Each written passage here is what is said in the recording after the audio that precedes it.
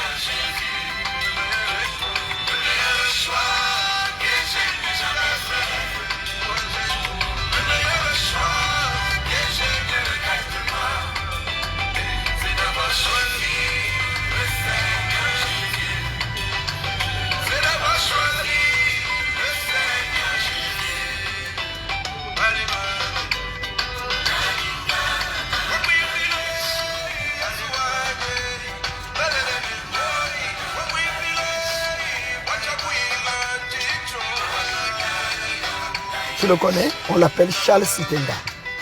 C'est un de mes fils. Il est exceptionnel. Il est congolais camerounais. Il est de naissance congolaise, mais il a l'esprit camerounais. Pour l'artiste qui chante, tu as chanté les chansons de Jésus, les chansons du monde, tu es parti. Quel artiste? Là où San Pedro. C'était à San Pedro. Il va gagner. Il est où? Il a San Pedro. Il a San Pedro. Ah donc depuis l'Allemagne, vous avez suivi ça. Adama, on peut faire ça. D'accord, merci beaucoup. Je vais un peu parler.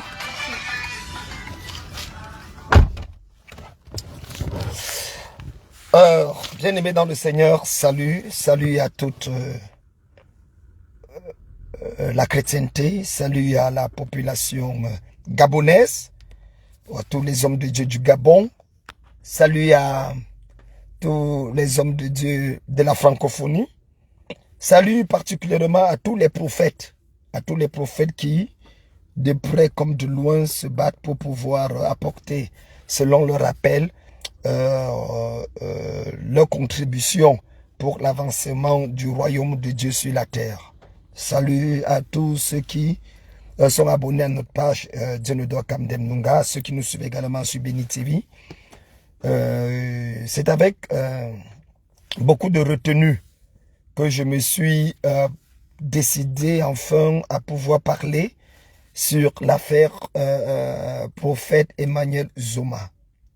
Mon intervention aujourd'hui a pour but de pouvoir, pas jeter l'huile sur le feu, mais d'essayer de faire comprendre exactement aux gens qu'est-ce qui se passe. Parce que, ayant suivi tout ce que les gens disent, j'ai l'impression qu'on a occulté la question fondamentale, la question cartésienne, la question qui devrait se positionner comme un impératif catégorique.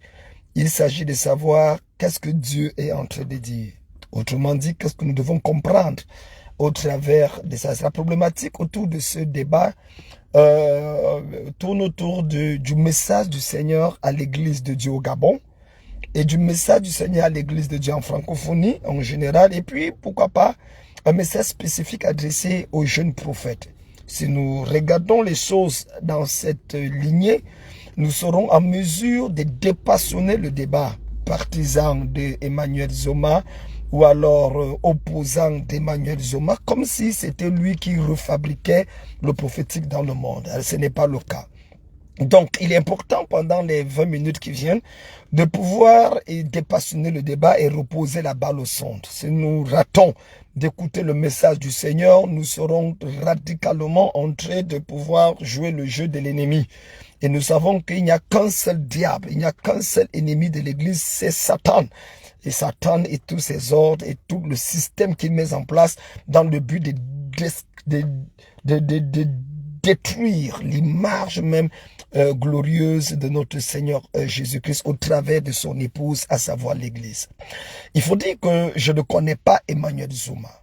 Il faut que je sois honnête. J'ai jamais parlé avec ce jeune garçon. J'ai jamais eu même l'occasion de parler parce que d'ailleurs, d'après les nouvelles, il a moins de 30 ans, pratiquement 26 ou 27 ans. Et moi, quand il naissait, j'étais déjà pasteur. J'avais déjà une église. Donc, il n'est pas de ma génération. Absolument pas du tout. Et puis, je n'ai pas aussi entendu parler de lui, il faut le dire, parce que, excusez-moi le terme, je me posais des questions, mais on n'a jamais vu un prophète faire de l'impact comme ça au niveau d'un pays comme le Gabon ou comme... C'était pas le cas, en fait. Il faut dire ça ne coupe pas la rue, soyons honnêtes. Donc, moi, ça m'intéresse pas. J'étais préoccupé par plusieurs autres choses, et d'autant plus que quand il apparaît, et quand il commence à monter, je suis plus en Afrique centrale, je suis déjà en Côte d'Ivoire, et je suis plus attaché à l'Afrique de l'Ouest qu'à l'Afrique centrale. Alors, c'est le général Camille Makosso. Permettez que je cite son nom, le porte-parole des généraux en francophonie, parce que dans notre confrérie des généraux, de Makosso Camille est comme notre porte-parole. Il est celui-là qui parle à notre nom. Je suis le général-major, le père des généraux. Et lui, il est de par sa verbe, de par son autorité, de par son audace et de par sa puissance, il faut le dire, Makosso n'est pas le camarade de quelqu'un. Il a donc, il est la personne qui en réalité a établi un certain nombre de choses. Et alors, il m'a contacté, il m'a dit, écoute, vieux père, il y a un prophète au Gabon, là, bon, il m'a parlé de la situation. Et puis j'ai dit, ok, d'accord, il n'y a pas de... Il dit, bon, je dis, mais en tout cas, moi, je suis en train de venir au Gabon, et bien ça c'est par l'évêque Freddy et l'archevêque Moulaka et tout le reste, donc ouais, c'est pas, moi je ne le connais pas. Et puis c'est là que je vais sur le net pour entendre parler des scandales. C'est mon chef de cabinet d'ailleurs qui me dit, écoute papa, tu parles du Gabon, mais il y a telle chose qui est en train de se passer. Sur cette base, donc, je vais donc consulter et puis bam, il organisait, je pense, une croisade en ce moment. Je crois que c'était en fin août, 26 août, quelque chose comme ça. Et c'est dans cette croisade-là que le ventre d'une femme, le scandale que nous avons vu, qui fait partie, qui a d'ailleurs été la goutte d'eau, qui a fait déborder le vase, qui a fait sortir. Donc les faits sont là. Voilà d'abord comment j'entre en contact avec l'histoire du prophète Zuma. Et il y a des faits qui sont présentés, grossesse, qui fait pousser en 1 minute ou 3 minutes, en 3 mois. Et puis on se pose des questions et on va jusqu'à se poser la question. Il paraît qu'il y a une 9 échographies qui continuent à stipuler que la femme n'est même pas enceinte. Alors on se pose la question de quoi est-ce qu'il s'agit. On parle des plaintes qui ont été posées. On parle de 20 plaintes. Moi, je me suis rapproché d'après mes investigations où on ne sait pas s'il y a effectivement plainte ou pas. On parle de fausses prophéties. On va jusqu'à escroquerie. Et même cela aboutit, vu, vous savez que l'État n'aime pas les scandales. L'État n'aime pas les choses qui peuvent salir ou créer une certaine insécurité. Alors, il y a à titre conservatoire, bien sûr, la fermeture de son église. Commençons par parler d'abord des atouts. Reconnaissons quand même qu'il y a des choses et des faits indéniables. C'est que, pour la première fois, un jeune homme de moins de 30 ans sort du Gabon avec une notion prophétique bizarre. Vrai ou faux, il fait de l'impact. De Dieu ou du diable, il y a quand même quelque chose de particulier. Au moins, pour une fois, l'une des rares fois, on connaît qu'il y a des pères au Gabon, il y a des hommes de Dieu qui ont fait du travail excellent au Gabon. Moi, j'en ai connu, ils sont venus au Cameroun. Il y a 20 ans de cela, on parlait des hommes et des femmes au temps de papa Bongo. Des hommes et des femmes qui ont été des références en matière de la parole. Le Gabon est toujours connu comme des gens excellents dans la parole de Dieu, excellents dans la dimension stratégique du ministère, 2-3 millions d'habitants à peine, mais ils avaient quand même un certain...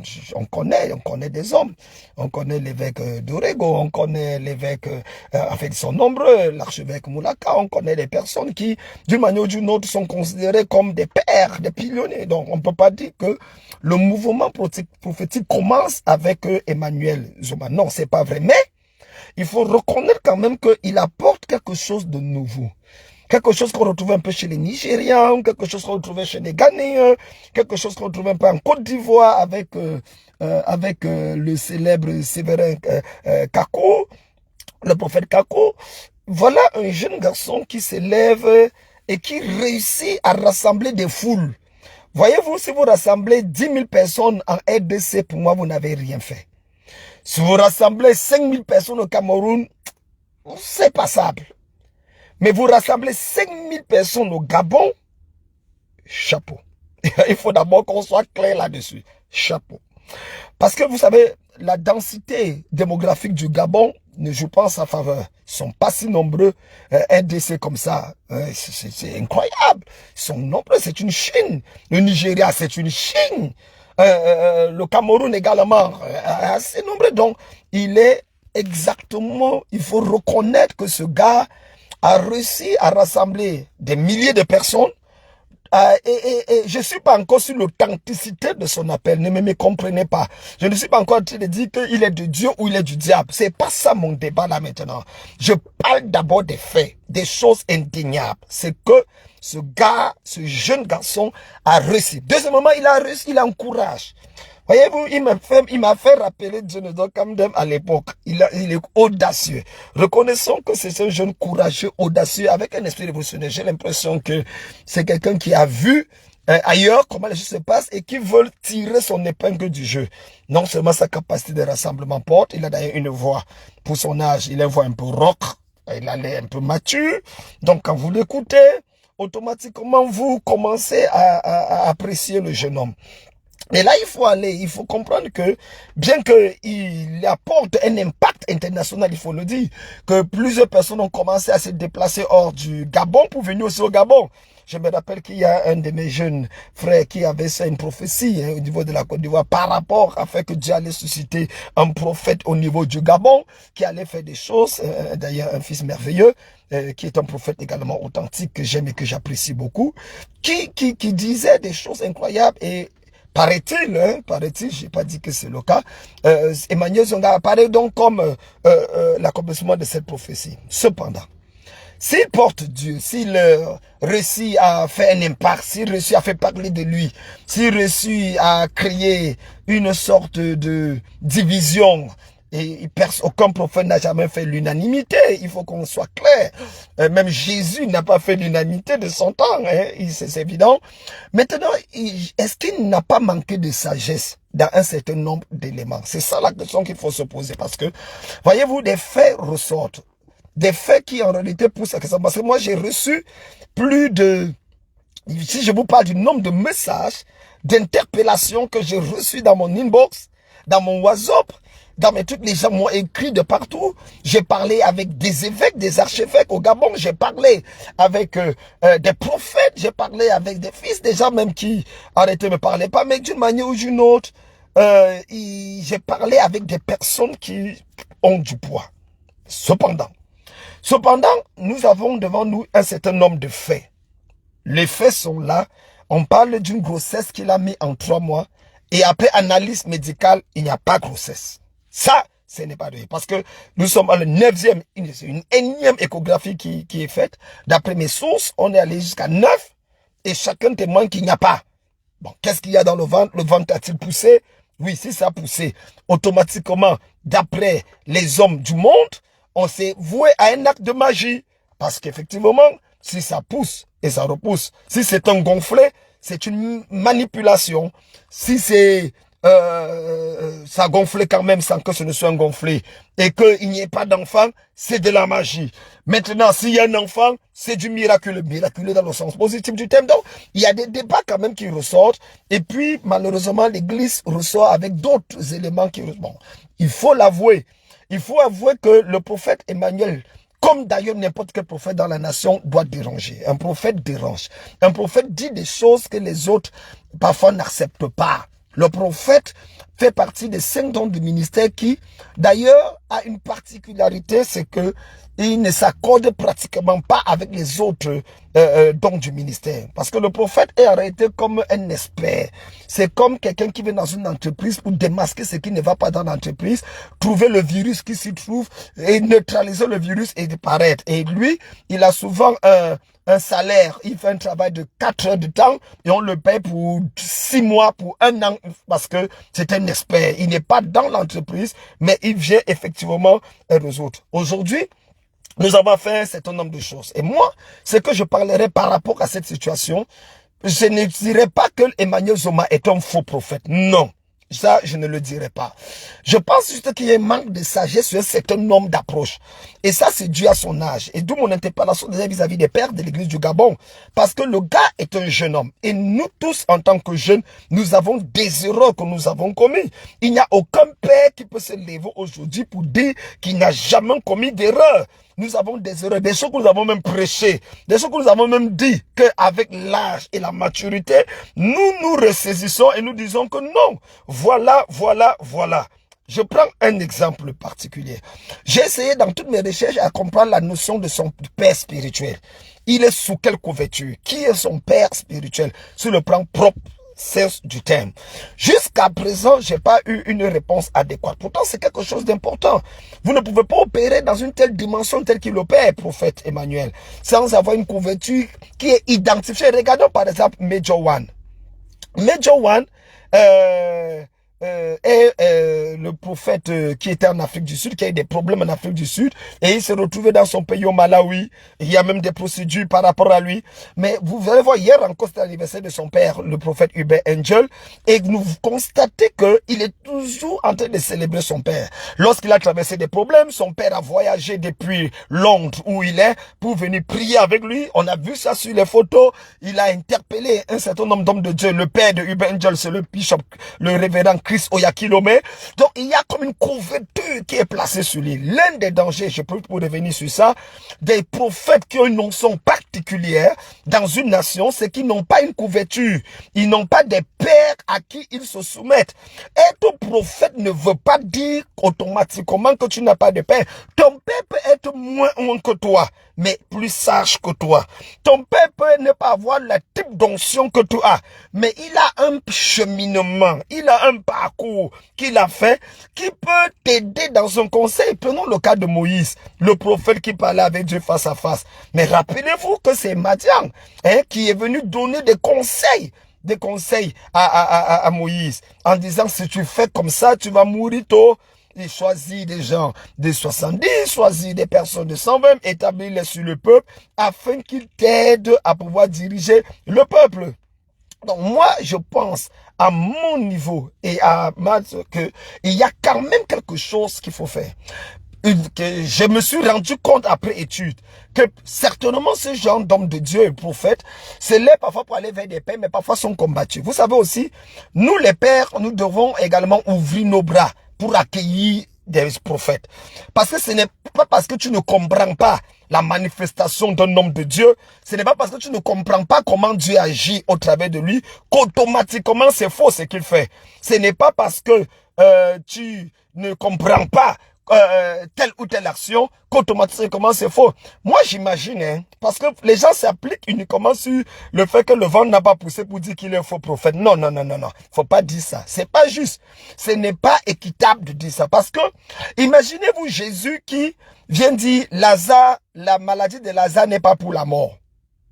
Oui, il a dit, Jean chapitre 11. Quelque temps après, Lazare meurt. Imaginez les journaux de Jérusalem, les journaux de la Galilée, celui de la Judée, annonçant que on a attrapé Jésus mentant. Lui-même, il a dit que Jésus n'est pas mort, ne va pas mourir, que cette maladie n'est pas pour la mort, et voilà Lazare qui est mort. Mais vous voyez, avec cette histoire-là, on aurait identifié Jésus à un prophète menteur, à un prophète qui ne dit pas la vérité. Mais qu'est-ce qui s'est passé par la suite? Lazare est revenu à la vie. Vous savez, parfois, il faut laisser le temps juger sur un certain nombre d'événements. Et je voudrais parler d'ailleurs aux fils des prophètes Emmanuel qui sont là sur ma page et qui ne me comprennent pas, mais qui sont en train de vous la dire. Je suis, peut-être vous ne connaissez pas avec qui vous êtes en train de parler là, je suis Djonodor Kamdem, je suis général majeur. Donc, si je me mets à parler pour reconnaître l'authenticité de votre prophète, ne venez pas ici me pousser à vous dire des choses qui en réalité ne vont pas vous arranger. Parce que je ne suis pas là pour plaire à quelqu'un. Je suis là pour ressortir les parts de vérité et instruire les autres prophètes par rapport à un certain nombre de choses. Faut pas dire, si le prophète Emmanuel Zoma est parfait, ça sert à quoi tout ce qu'on raconte là? Il faut arrêter les histoires. Donc, comprenez correctement ce que nous sommes en train de dire. Et c'est ce fanatisme bête qui fait en sorte que la situation se complique. Il y a une manière de défendre son père. La loyauté vis-à-vis de son père n'est pas la bêtise. Moi, je ne le connais pas, il ne m'a rien donné. Mais me voilà qui fait un direct. Parce que je reconnais que c'est un prophète de Dieu. C'est un homme de Dieu. Ça, je le reconnais. Et pendant que nous sommes en train de travailler pour permettre à ce que, d'une manière ou d'une autre, vous ne connaissez pas les choses que nous sommes en train de faire en privé. Parce que vous ne savez pas aussi à quel niveau nous pouvons être cotés quelque part. Ah, le prophète Emmanuel peut avoir fait des erreurs. Reconnaissons-le, mais ça ne fait pas de lui une erreur. Ça ne diminue pas son authenticité. Kamdem Djonodor qui vous parle a fait combien d'erreurs? Est-ce que je ne suis pas authentique? Donnez-moi le nom d'un seul homme de Dieu qui n'a pas fait d'erreur. Est-ce qu'ils ne sont pas authentiques? Ah, Dama. Donc, laissons le temps. Mais comprenez aussi que Dieu est en train de travailler dans la vie de son serviteur. Ça, vous faut le comprendre. Dieu est en train de travailler dans la vie de son serviteur. Le monsieur n'a que 26-27 ans. Regardez ce qu'il fait. Du jamais vu. C'est incroyable, c'est extraordinaire. Mais il faut qu'il passe aussi par le chemin que les autres sont passés. Ça, c'est important. Vous savez, un jour, un enfant était sur la fenêtre et il a vu une chenille en train de se métamorphoser pour devenir un papillon. Vous connaissez le processus. Dans cette métamorphose, la coquille partant, la chenille, le papillon qui quittait de son état de chenille à papillon se débattait, se débattait, se débattait. Et pendant qu'il se débattait pour pouvoir sortir, la jeune fille a eu pitié du papillon et elle a en tiré le papillon de la chenille afin que la chenille puisse plus souffrir. En tirant le papillon de la chenille, elle a aidé la chenille. Mais écoutez, elle laisse le papillon ne vole plus. Elle souffle sur le papillon, il ne vole plus. Elle appelle son père, elle dit, papa, mais le papillon ne vole pas, pourquoi? Le papa lui demande, qu'est-ce que tu as fait? Il lui dit, voyez-vous, papa, j'ai vu comme le papillon se débattait pour sortir du cocon. Je l'ai aidé en le tirant. Et le père lui a dit, tu as très mal fait. Il fallait laisser le papillon se débattre jusqu'à s'en sortir. Parce que dans le processus de sortie du cocon, il est en train de fortifier ses ailes qui lui permettront de s'envoler. Dans le processus de sortie du cocon, il solidifie ses ailes pour mieux avancer. Mesdames, mesdemoiselles, messieurs, l'une des choses qu'il faut comprendre, c'est que si Dieu a appelé Emmanuel, Dieu ne peut pas laisser Emmanuel. Dieu donc est en train de faire quelque chose dans la vie de son serviteur afin de leur permettre de mieux s'envoler. Il faut comprendre. Il faut comprendre. Et Dieu écrit droit avec des lignes courbes. Ah oui. Donc, l'une des choses que je voudrais marteler, mettez le fanatisme de côté et intercédez. Allez prier. Ne faites pas la guerre contre l'autorité administrative. Vous ne gagnerez pas. Remettez à César ce qui appartient à César. Et à Dieu ce qui appartient à Dieu. Si vous êtes fort pour chasser les démons et croire toute autre chose, croyez que le cœur du roi est entre les mains de Dieu et qu'il l'oriente comme il veut. Le cœur du roi, le cœur du président Bongo, le cœur du premier ministre, le cœur du ministre d'État, le cœur des autorités sont entre les mains de Dieu. Personne ne peut aller contre ça. Dieu l'oriente comme il veut. Donc, à mon humble avis, l'église de la synagogue doit travailler en étroite collaboration avec les autorités. Au nom de dire que ce sont les agents du diable, Satan les utilise. Satan n'utilise pas l'autorité gabonaise. Arrêtons ça. Satan n'utilise pas les autorités gabonaises. C'est Dieu qui utilise. La Bible dit le magistrat est établi par Dieu pour exercer la justice. Il peut faire des erreurs, mais au travers des erreurs, le Seigneur tire toujours sa gloire. Alléluia. Mais il faut comprendre. Quand même. Donc, d'une manière ou d'une autre, je conseille aux membres de l'église, aux fidèles, disciples, je vous encourage pour votre loyauté vis-à-vis de votre Père. Je vous encourage pour votre détermination. Mais je vous conseille de ne pas entrer dans une opposition. Parce qu'il sera libéré, je vous le dis. Emmanuel sort, il sortira pas sous forme de caution, mais il sortira. Même si après, il faut que ça aille en justice, au tribunal, et qu'on porte ceci, cela, il ne pourra pas rester en prison. C'est pas possible. C'est pas possible.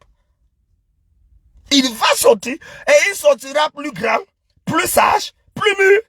Et d'un autre élément fondamental, vous ne pouvez pas opérer dans un territoire sans reconnaître la grâce des pères. Même si les pères ne vous aiment pas, Élie n'aimait pas Élisée, mais Élisée s'est soumis à Élie. Élie a chassé Élisée plusieurs fois. Élisée a refusé de partir. Il y a une bataille qu'on ne gagne jamais. La bataille contre les pères. Croyez-moi, on ne gagne pas. On ne gagne pas.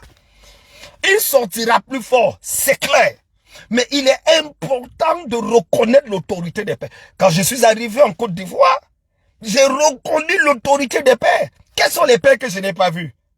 Oh, j'ai vu le docteur John Robert. J'ai vu tous ceux qui sont considérés comme pères en Côte d'Ivoire. Pour quelle raison? Je peux dire, j'ai l'onction prophétique, je suis un apôtre, j'ai plus de 100 églises dans les nations, j'ai des milliers de pasteurs sous mon autorité. Ça ne sert à rien. Reconnaissons. Donc, l'une des choses et qui est important à savoir, c'est que il y a des pères au Gabon, des hommes de Dieu qui ont roulé la bourse. Arrêtez de dire que les pères les combattent. Non. Il peut y avoir quelques-uns, c'est vrai. Il y a quelques-uns qui peuvent combattre, comme dans personne ne fait l'unanimité. Mais tous les pères du Gabon ne sont pas contre ce prophète. Parlons peu, parlons vrai. Il y en a quelques-uns, il doit y avoir même un ou deux pères au Gabon qui aiment le prophète Emmanuel Zoma. Il doit y avoir un ou deux. S'il y a 10 qui ne l'aiment pas, il y a au moins 2 qui l'aiment. Donc, je pense à mon humble avis que les pasteurs et les disciples de mon jeune frère, d'ailleurs c'est un fils à la limite, devraient se positionner dans une astuce de réconciliation. Et d'où mon message au peuple du Gabon. À tous les pères du Gabon, voyez-vous, vous avez longtemps prié et prophétisé que Dieu suscite des Gabonais. Vous avez mis sur pied un triage pour que les gens de l'extérieur ne viennent pas gâter l'image de Dieu au Gabon.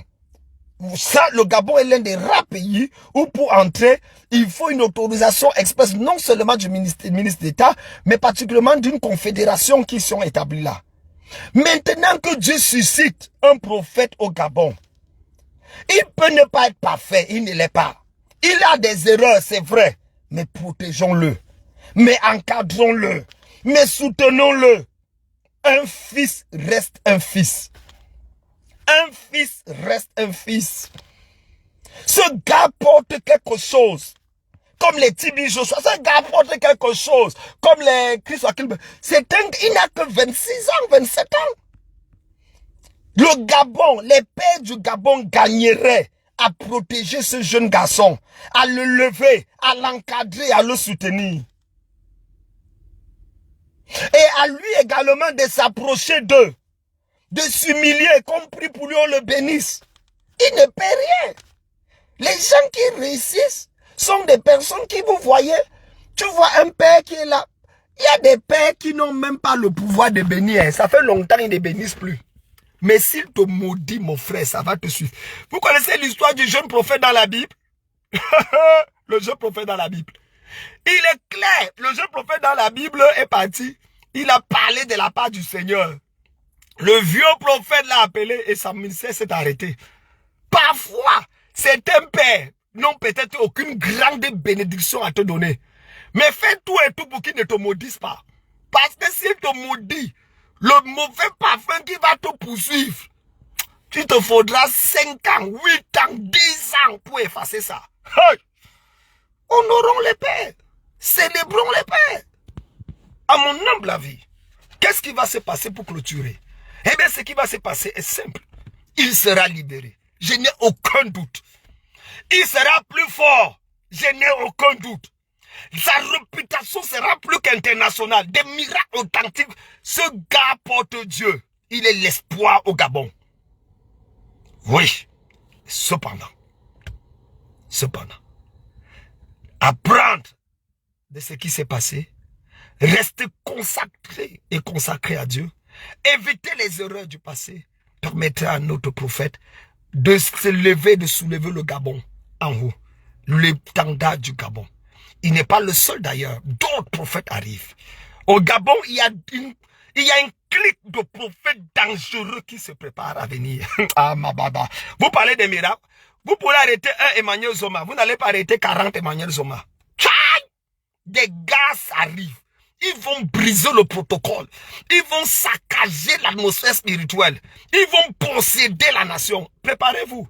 Des hommes de Dieu gabonais vont se lever dans une dimension exceptionnelle. Et la gloire qui va sortir du Gabon sera unique. Moi, je le crois. Moi, je le crois. Et je reste convaincu que Dieu le fera.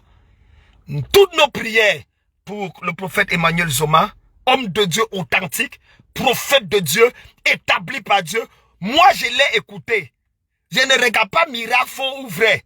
J'ai senti l'onction de Dieu sur ce jeune garçon. Je l'ai écouté. J'ai senti la présence de Dieu sur ce jeune homme. Oui, c'est moi qui dis Kamdem Djonodor. Manque de sagesse sur un certain élément. Oui. Les pères, s'il vous plaît, tous les papas du Gabon là, certains d'entre vous sont même mes papas. Hein? Il y a encore plus de 40 ans de ministère là-bas. Moi, je n'ai que 30. Je vous en supplie, aidez cet homme. C'est le prophète du Gabon. C'est un prophète authentique. Soutenons-le. Prions pour lui. Encadrons-le. Parce que cet homme va amener le Gabon à une autre dimension. Oui. Ce n'est pas seulement les anglophones qui doivent nous donner le tempo de Dieu, la température de Dieu. Des Camerounais commencent à se lever. Des Gabonais se lèvent. Des Ivoiriens se lèvent. Dieu n'est pas anglophone. Dieu n'est pas anglophone.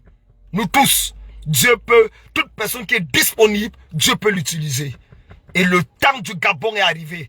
Un réveil authentique, une onction particulière. D'ailleurs, je serai au Gabon en octobre ici, avec l'évêque Freddy. Je serai au Gabon pour une croisade. Et d'où, faites très attention, Gabonais. L'église du Gabon, en fait, c'est une attaque contre l'église. Hein. Parce qu'on commence avec Emmanuel comme ça ne s'arrête pas. Hein. Je vous dis. Parce que maintenant, on va exiger les papiers. On dit que si tu es pasteur, il faut prouver les papiers de l'école de théologie que tu as fait. Comme si l'école de théologie fait un pasteur. On est tous d'accord que ça ne fait pas un pasteur. Mais faites attention. Parce que quand tu as commencé à faire des miracles, il y aura une nouvelle cellule de vérification des miracles. Oh, tout miracle n'est pas vérifiable. Parce que tout ce qui est scientifiquement prouvable n'est plus un miracle. Parfois, on peut faire comme ça, on ne voit rien. Mais à la fin, quelque chose se passe. Mes amis, Dieu est Dieu. Il n'est pas l'homme. Il n'est pas camarade de quelqu'un. Dieu est Dieu. Dieu est Dieu. Ce n'est pas parce que tu ne comprends pas quelque chose que tu dois combattre la chose. Moi, je vois une attaque de l'ennemi pour pouvoir se lever contre l'église du Gabon. Parce que l'ennemi sait que des Gabonais sont en train de se lever. La prière des pères, les sacrifices des pères du Gabon sont en train de vouloir payer. Et l'ennemi veut se lever. Je vous encourage à vous saisir, à vous lever et à croire Dieu. Protégez vos fils, papa au Gabon. Fils du Gabon, élevez vos pères. Honorez vos pères. Ils ne vous demandent rien. Mais ne venez pas faire la compétition avec eux. Honorez-les, célébrez-les. Tout ce qu'un père veut, c'est qu'on reconnaît sa place. Et le reste est joué. Ça te sert à quoi? Reconnais son autorité. Oh my God, my God. Que Dieu vous bénisse. Mesdames, mesdemoiselles, messieurs, je m'en vais en Espagne là tout à l'heure. Je vais prendre l'avion. Je suis déjà en retard. Je voulais faire ce direct rapidement dans le véhicule avant de pouvoir partir. Que Dieu vous bénisse. C'était le Bishop Djonodor Kamdem, général de Dieu. À tous ceux-là qui nous suivent, nous serons au Gabon à partir du 5 octobre par la grâce de Dieu. Et après le Gabon, nous serons au Congo également. Et nous avons notre grande convention du 8 au 12 novembre de cette année. J'invite tous les hommes de Dieu, pasteurs, prophètes, à venir du 8 au 12 novembre à Abidjan. Vous serez logés et nourri pour tous ceux qui vont s'inscrire pour cette grande convention. Je vous invite à venir. C'est du 8 au 12 novembre de cette année, le camp prophétique de prière pour la francophonie. Venez, hommes de Dieu, femmes de Dieu, vous êtes appelés à Dieu, vous croyez Dieu. C'est une semaine de formation pour l'école du ministère avec des diplômes qui seront donnés venant des États-Unis. Nous allons également bâtir une certaine hôtel pour la francophonie, lever une barrière de protection contre sur les prophètes qui s'élèvent. Ça sera un moment exceptionnel. Que Dieu vous bénisse. C'était le bishop Djenodor Kamdem. Amen.